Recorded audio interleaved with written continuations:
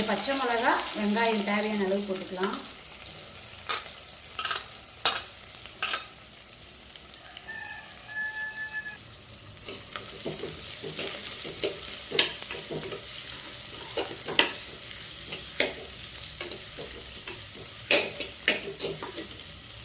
இது நல்லா வதங்கட்டும்.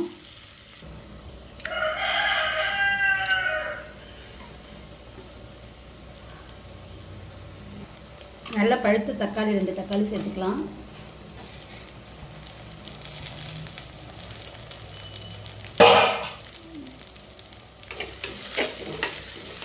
நல்லா வதக்கிட்டுக்கலாம். இது நல்லா குழஞ்சி வரட்டும், அது வரைக்கும் வதக்கலாம். நல்லா இது நல்லா குழஞ்சி வருது. கொஞ்சம் உப்பு சேர்த்து நல்லா வதக்கலாம்.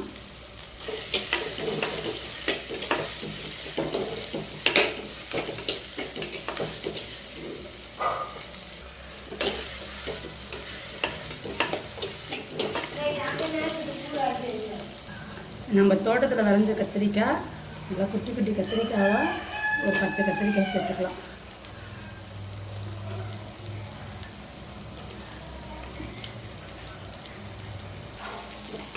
இது நல்லா வதங்கட்டும். இப்போ தட்டு போட்டு மூடி வச்சிடலாம். இது நல்லா வதங்கிடுச்சு. இதுக்கு தேவையான அளவு மிளகாத்தூள் போட்டுக்கலாம். நம்ம வீட்டில் அரைச்ச மிளகாத்தூள் மட்டும் தான் யூஸ் பண்ணுவோம், வேறு எதுவும் யூஸ் பண்ண மாட்டோம். நல்லா 1.5 கரண்டி மிளகாத்தூள் போட்டு நல்லா வதக்கி வச்சுக்கலாம். எண்ணெய் பிரிஞ்சு வர அளவுக்கு.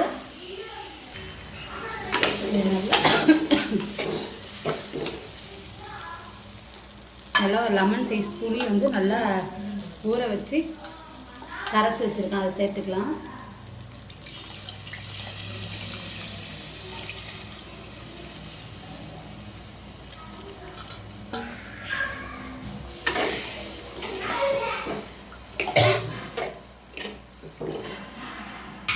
இப்போ தேவையான அளவு தண்ணி சேர்த்துக்கலாம்.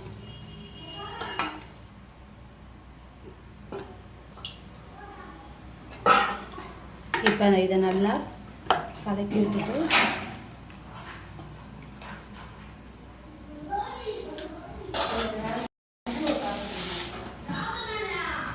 உப்பு நம்ம இதில் ஏற்கனவே சேர்த்துருக்கோம். இப்போ தேவையான அளவு உப்பு சேர்த்துக்கலாம்.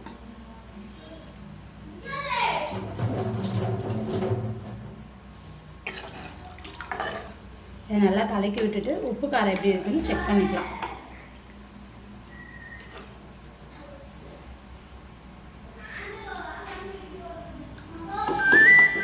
எல்லாமே இப்போ கரெக்டாக இருக்குது.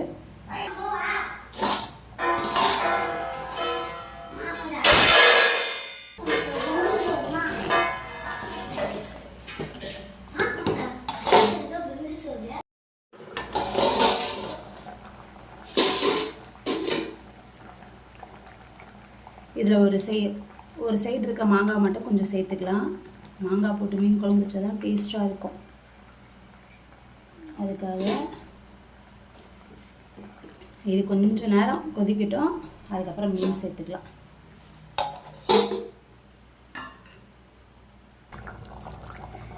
இப்போ நம்ம நெத்திலி மீன் சேர்த்துக்கலாம்.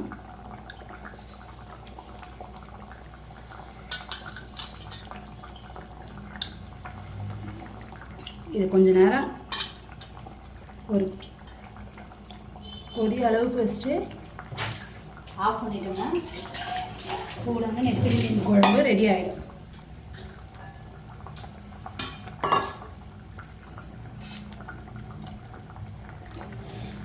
லைட்டாக ஒரு கலர் விட்டுடலாம். அப்படியே மாங்காவும் கத்திரிக்காவும் அந்த மீனும் அருமையாக இருக்கும்.